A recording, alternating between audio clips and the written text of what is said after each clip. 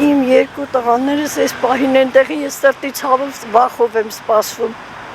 Այս ընտրություններին թե հետո ինչ կլինի, ինչ կսպասվի երեխեքին։ Այս ինչ են անում։ Հայաստանի կեսը ախր Ռուսաստանում է։ Ծնկներին են տալիս հայ մայրերը այն օրից, երբ լսել եմ, որ Պուտինն ինքն է հայտարարել ԵԱՏՄ-ից Հայաստանին դուրս թողնելու հավանականության մասին։ Ցորենը Ռուսաստանն է տալի, բենզինը տենի։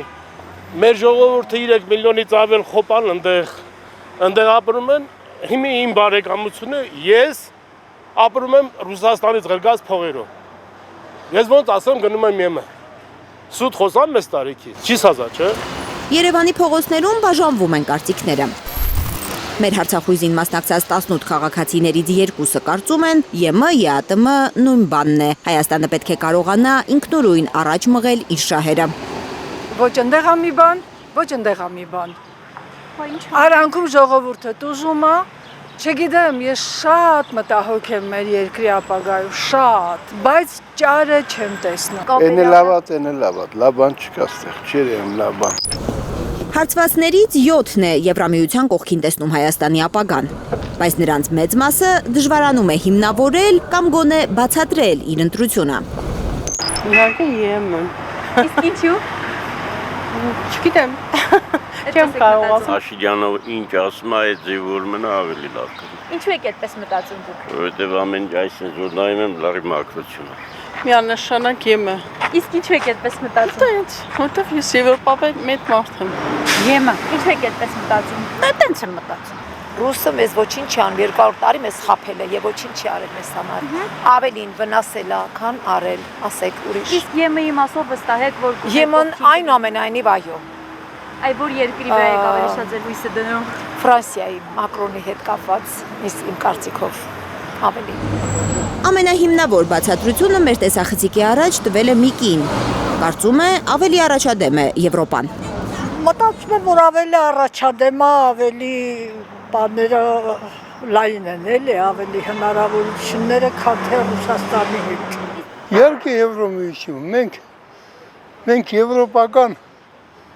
ցիվիլիզացիայի մարդիկ ենք, ինչ գործ ունենք Ռուսաստան։ Եվրոպական ցիվիլիզացիայի այս տղամարդը 4 զավակ ունի, 2-ը Ռուսաստանում են ապրում։ Ինչու, ինքն էլ չգիտի։ Հիմա ժամանակ որ գնացել էին, այդտենց չէր։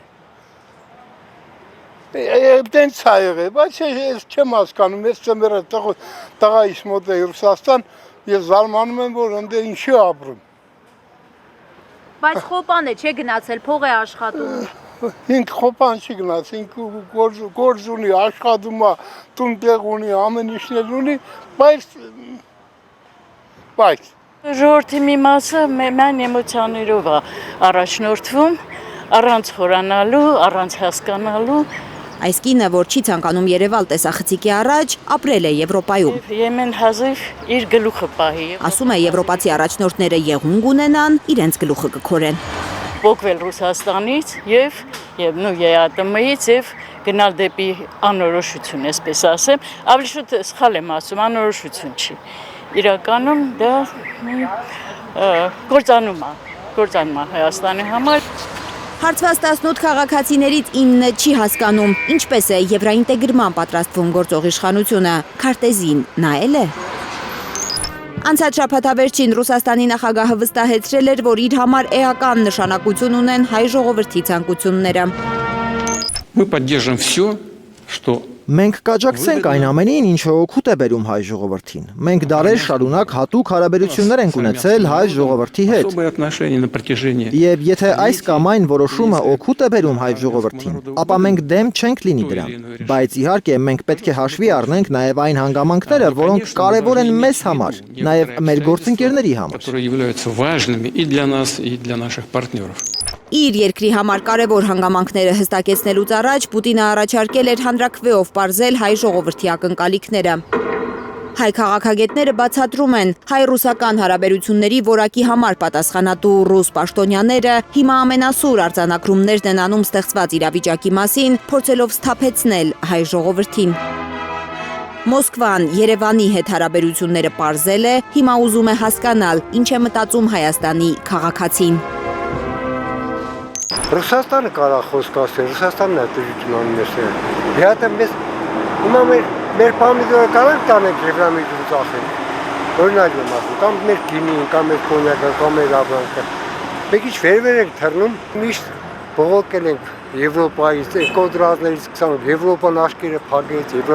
Եվրոպան հիմա էլ աշկերը փակեց, որ Ղարաբաղը դադարեցինք, Եվրոպան էլի աշկերը փակեց։ Հերադակը առավ, եկավ սահմանի վրա կայնավ, աֆերիստները։ Քարտեզին նայողը պարզ կարող է տեսնել, որ տարածաշրջանում միայն Թուրքիայի ձեռքով կարող է գործել արևմուտքը, նկատում են քաղաքացիները։ Ոչ թե ԵՄ-ը գնալու, Թուրքիայի գնալու, ինչ ԵՄ-ը։ ԵՄ-ն չկա։ Թուրքիայի հետ առևտուր անելու իշխանության քայլերը մեր հարցմանը մասնակցածներից միայն մեկն է ողջունում։ Այն նույն նախադասությամբ, որով 100 տարի առաջ երիտ թուրքերին էին ողջունել հայերը ու ցեղասպանվել։ Այս թուրքեն առաջվա թուրքը չի փոխվել։ Թուրքը մնում է թուրք։ Թուրքը մնում է թուրք բոլես։ Ճիշտ է, հարևաններ հետ պետք չի սրել հարաբերությունը։ Երբ որ կողքիդ հարևանն է, դա պիտի համակերպվես, բայց դե միշտ պիտի բանը պահես ձեռքում։ Շատ էժան ապրանքը կգա Թուրքիայից, նրանք դա կարողանում են եւ մեր տնտեսությունը առանց էլ հիմա կոլապսի մեջ է, գյուղատնտեսությունը առանձնակի եւ ընդհանրապես։ Ինչքան հավատացել ենք, այնքան կորցրել ենք։ Իրենք իրենց են հարց տալիս մարդիկ։ 100 տարին մեկ պատմությունը պետք է կրկնվի, թե այս անգամ հայ ժողովուրդը կկարողանա միամիտ չլինել, բավարար խոհեմություն ունենալ պատմությունից դասեր քաղելու համար։